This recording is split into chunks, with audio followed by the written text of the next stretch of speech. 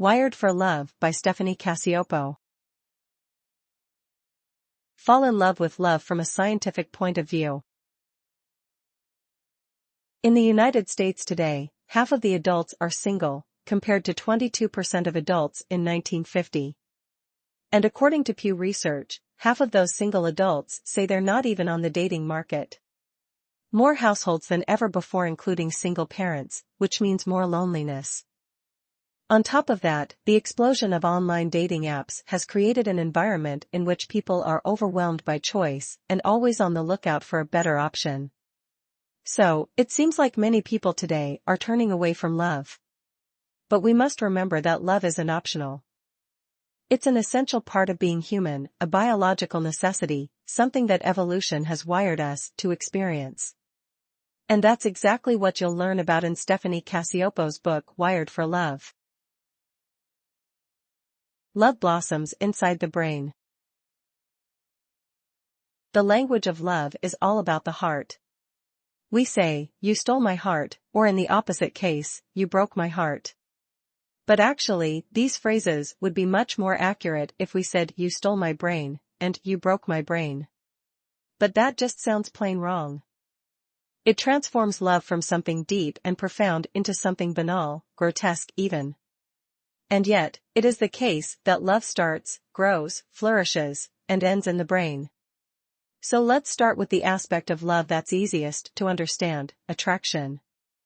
Attraction is well understood by biologists. We know that it happens incredibly quickly. We can assess the suitability of a prospective mate within less than 200 milliseconds of first seeing them. We also know many of the factors that drive attraction. And as strange as it might sound, one of those things is ourselves. One study showed participants photographs of themselves photoshopped onto the bodies of the opposite gender. Both men and women failed to recognize themselves and rated their own photos as the most attractive of the bunch. Another thing that plays a critical role in attraction is the smell. We tend to be attracted to people who have scents that are different from our own. Why? Well, our scent is influenced by our immune system. And offspring produced by someone whose immune system is different will inherit more ways of fighting off disease. So that's the story of love at first sight. But what about what happens in our brains when we begin to fall in love deeply? At that point, the brain begins releasing a cascade of neurotransmitters and chemicals. These have a major effect on our mood and the way we perceive the world. Falling in love triggers a region of the brain called the ventral tegmental area, which is, coincidentally, heart-shaped. This pumps dopamine into the brain and triggers the same regions that are activated when we eat delicious food or drink wine. But that's not where the story ends. Falling in love also increases the production of norepinephrine, which distorts our perception of time. This is what makes it feel as if time is flying, and that we're laser-focused on every moment with our beloved. Simultaneously, serotonin levels drop, which might cause irregular eating patterns or obsessive thoughts about the person we're in love with. Finally, physical contact with a lover triggers the release of oxytocin, the hormone that increases feelings of empathy and trust. So, in short, there's a lot going on when we fall in love. But what exactly is the point of all this? Is love just about helping us identify and pair with a mate? Or is there something more going on? Let's explore this topic further. Love makes us sharper, more creative thinkers. At one point, you could see flyers all over the school library in Dartmouth College, New Hampshire. If you came closer, you could see they read, "Wanted, women in love." Turns out, these flyers were bait. Stephanie, the author of the flyers, and also the author of the book, would get knocks on her door during office hours from female students with particular requests. The flyers were informing the students about the author's research and invited them to come to try out her love machine. The true name for the test that she'd developed was System and Method for Detecting a Specific Cognitive Emotional State in a Subject. So you can see why the students preferred to call it the love machine. The test was pretty simple, a 10-minute computer-based assessment that students believed could help them decide between two potential romantic partners. And so, one day, a student came in with a dilemma similar to those of many others. Should she choose the popular, good-looking guy, let's call him Blake, or the geek with the cute smile, Shiloh? Stephanie agreed to run the test for her, which worked like this. The screen flashed the name of her first potential partner, Blake, for 26 milliseconds. That was long enough for the test taker to see the name, but not long enough for her to consciously perceive that she'd seen it. It transmitted a subliminal message to her brain and triggered whatever emotions were associated with Blake. Then, the participant was asked to complete a series of lexical tasks. These involved sorting out real words from fake ones. When the student was primed with the name Blake, she recognized the real words almost 20% faster than when primed with the name of her second option, Shiloh. But what if this didn't mean that the participant actually preferred Blake? What if maybe she was so distracted by her feelings for Shiloh that it made her perform worse on the lexical task? To test this, Stephanie conducted a separate love machine experiment on women who declared that they were madly in love with their partners. In this case, she put the names of the women's partners into the love machine along with the names of friends they'd known for the same amount of time. The result was that people performed significantly better after being primed with the name of their beloved partner rather than their friend. But, why was that the case? Why would love improve the rapidity with which a person's brain could read? The author guessed that it was related to the way the brain is interconnected. When Blake's name flashed in front of the screen, it excited the neurons sent out dopamine and stimulated the connections between different areas of the student's brain. She didn't make a conscious decision for any of this to happen. Instead, the test revealed her unconscious preference for Blake over Shiloh. It also triggered more recently evolved, sophisticated areas of the brain, not just the classic dopamine-hungry reward system. One of these areas was the angular gyrus, an area that evolved in our brains only very recently along with uniquely human traits like creativity, intuition, autobiographical memory, complex language and imagination. We don't readily associate these things with being part of the primitive emotional brain. But love, as it turns out, plays a highly complex role and completely changes our way of thinking. It enhances creative performance, helps us tackle intellectual challenges, and it even makes us better at assessing the mental states of strangers. It's also good for our bodies. People in satisfying, healthy long-term relationships have better sleep and immune functions, exhibit fewer addictive behaviors, and experience fewer strokes. And what's best of all, love works the same for everyone regardless of whether you're a man or a woman, gay, straight, or trans. When you're in love with someone, your brain lights up in the same way as everyone else, making it a universal phenomenon, hardwired into human nature. Human brains are wired to connect with other brains.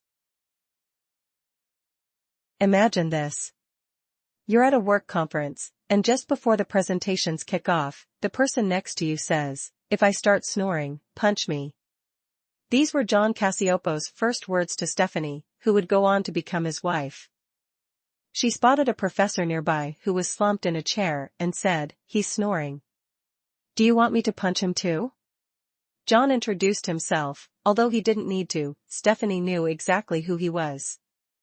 They were at a neuroscience conference and John was renowned for his work on the neurobiology of loneliness. What she hadn't expected was that he would be so handsome in real life, with his olive skin, dusky gray hair, and broad smile. Though it had been a long day at the conference, John and Stephanie talked for 3 hours straight, late into the night. By the end, they were finishing each other's sentences. And they couldn't stop saying "me too," and "I know." If the two of them had been hooked up to EEG machines, they'd have seen their brain waves synchronizing. Neurologically and biologically, they were already falling for one another. John, known as Dr. Loneliness, plus Stephanie, known as Dr. Love. It seemed like a match made in heaven. So what made their attraction so strong? One of the factors was their alikeness, the amount of common ground they were able to find between themselves. Alikeness is related to shared hobbies and interests. But it's also about physical movement. Various studies have shown that when people are made to play a mirror game where they copy each other's movements, they find each other much more attractive than otherwise. On a biological level, when people recognize a sense of shared identity, they feel significant to one another. As a result, their brain's mirror neuron system, or MNS, begins to activate. This is the part of the brain that lights up when we act and when we see someone else performing the same action. You know how sometimes, when you see someone else laughing and you can't help but crack up yourself, even if you don't know what the joke was? Well, that's the MNS at work. It gets even more fascinating. Mirror neurons don't just mirror the actions of others, they actually seem to sense the intent and motivation behind the actions as well. The author conducted a test in collaboration with neuroscientist Dr. Scott Grafton with the famous Dr. Rizzolotti as a test subject. They hooked his head up to a machine and monitored his brain activity while he looked at pictures of people grasping objects, like a cup of coffee, and moving with different intentions, like to drink it or not to drink it. The result? The human mirror neuron system was capable of understanding the intentions of other people subconsciously in as little time as it takes to blink an eye. So, could it be those mirror neurons are behind it all? After all, the more you feel like you and your partner are one, the more likely it is that your relationship will last. Love and lust feed off of one another. In the 1960s, psychologist Dorothy Tenev was curious about what people thought about love and lust, specifically, can one exist without the other? So, she surveyed 500 individuals on their romantic preferences. 53% of the women and 79% of the men agreed with the statement that they'd been attracted to people without feeling the slightest trace of love. Meanwhile, 61% of the women and 35% of the men agreed with the statement that they could be in love without feeling any physical desire. The results suggest that love and lust are fairly separable. But on a neurobiological level, the line between the two is much blurrier. Think of a person you find extremely physically attractive. You might feel as if the sensations you're experiencing are purely physical, like the tingling and so on. But touching and kissing, whether they're real or imagined, release the same neurochemicals, like dopamine and oxytocin, that flood your body when you're in love. This, by the way, is why many friends with benefits end up growing emotionally attached to each other. Now, we often speak about lust as something that belongs to the animal brain, the primitive regions of our brains we have in common with many other primates. But current neuroscientific research suggests that one unified brain network may be equally responsible for both love and lust. And it includes not just basic mating areas of the brain but also uniquely human ones. In one study, Stephanie scanned the brains of 29 young women who had previously scored high on a passionate love scale. The more they self-reported feeling emotionally close to their partners, the more likely they were to say they were physically satisfied with their partners. The area of the brain that was most activated in these women's brains was one called the insula. The insula plays a key role in self-awareness. It helps us understand the things we're craving at a given moment, be it a sandwich, a massage, or a piece of music. But physical desire doesn't light up the whole insula, just a specific, isolated part toward the back of this brain region. At the same time, feelings of love light up the front. As Stephanie discovered, love and lust are not opposing forces, but instead operate as a kind of seesaw. Physical desire provides the fuel for love to grow, and love, in turn, feeds some of itself back into lust. So, with this in mind, you can see why the term making love makes sense. Literally. But if that's really the case, why do so many long-term couples encounter problems with physical intimacy over the course of their relationships? Well, studies show that, over time, couples tend to lose the lusty passion that first drew them to one another. In the US, 43% of women and 31% of men have experienced some kind of difficulty with physical intimacy during their marriage. But, at the same time, most people in relationships see physical intimacy as an essential part of a healthy relationship. And neuroscientific findings back that up. The insula needs both an intense physical connection and a deep emotional connection in order to be fully fired up. So what's the solution? Well, it may not necessarily require couples to find ways to increase physical chemistry. Instead, they may be able to find non-sexual methods of getting the posterior parts of the insula to fire. Remember that it's triggered not just by desire, but also by things like food? Why not try using that to connect with your partner? You can come up with new recipes cooked together and share meals. Focus on the flavors and let your brain help you forge that physical connection between you and your partner again. Grief and loss can have deadly consequences for the body and mind. One day in 2015, Stephanie's husband John received a phone call that shattered their world. It turned out that the persistent pain in his cheek that he'd been experiencing was more than just a toothache. It was rare cancer, stage 4, salivary gland cancer. The odds of him surviving 1 year after diagnosis were horrifyingly small. Yet, he did survive. After an 8-hour operation in which a doctor flipped open John's cheek and cut cancer out of his salivary gland, everything seemed to be going well. By the fall of 2017, after various forms of therapy, John looked better than ever before. But then, in March 2018, he began coughing. He couldn't catch his breath. And suddenly, his mouth filled with blood. Just before he lost consciousness forever, his last words to Stephanie were, "I love you." At first, Stephanie refused to believe it. She kneeled and begged the paramedics to bring her husband back to life. And when she finally realized what was happening, she began to scream. Health risks shoot way up in the 24-hour period immediately after a loss. For example, a person's risk of having a heart attack increases by 21 to 28 times. And there is, in fact, a rare condition called broken heart syndrome, in which acute stress can change the shape of the heart's main pumping chamber and cause extreme pain. So, in a way, you can die from a broken heart. And that's only the beginning.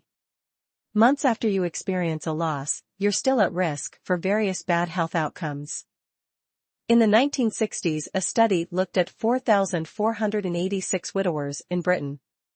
In the 6-month period after losing their spouses, the widowers were 40% more likely to die than a married person of the same age.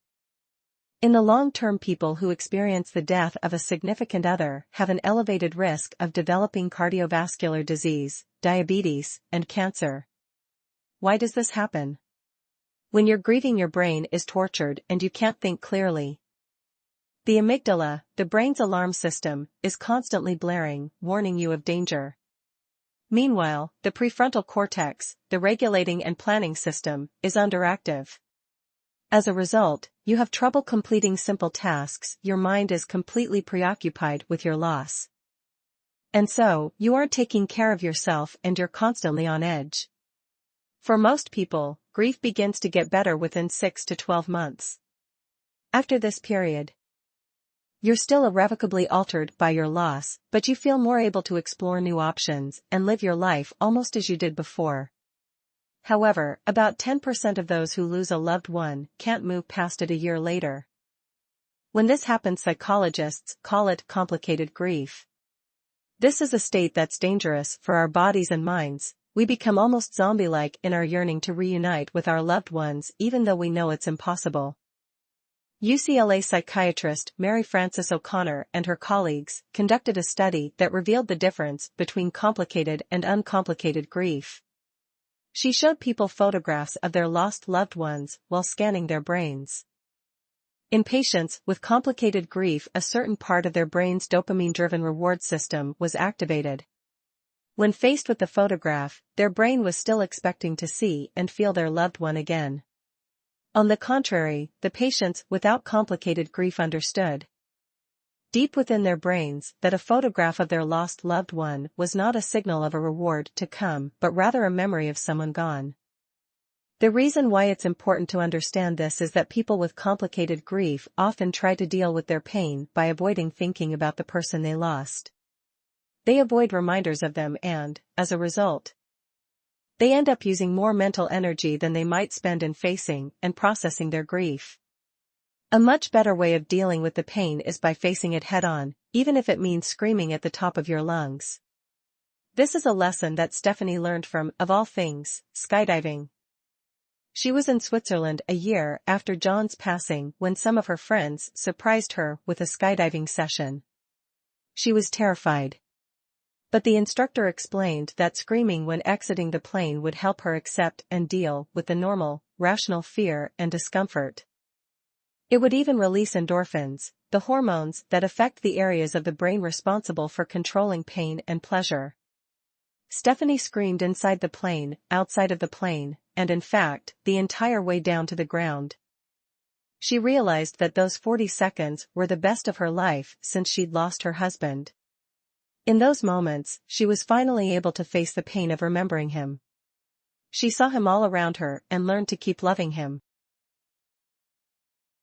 Final summary. The most important thing to take away from all this. Love is an essential, undeniable, and universal part of the human experience. By helping us forge and maintain social connections, it assisted greatly in human evolution. It also makes us more creative, sharper, and better thinkers by activating sophisticated parts of the brain. However, the downside to the many benefits of love is that its loss can prove disastrous to our health, that is if we fail to face the pain head-on and scream in its face. And here's some more actionable advice. Fight off loneliness at all costs. Chronic loneliness is deadly, and it increases the odds of early death by 25 to 30%. So it's worth taking active steps to avoid it. Try, for instance, volunteering with a local charity. Helping other people will give you a sense of satisfaction and shared humanity that's similar to what you'd experience in a romantic relationship. And if you personally know someone who's lonely, don't try to help them, instead, ask them to help you. Being shown respect and trusted to provide assistance can help a lonely person feel an increased sense of worth and reduce their perceived isolation.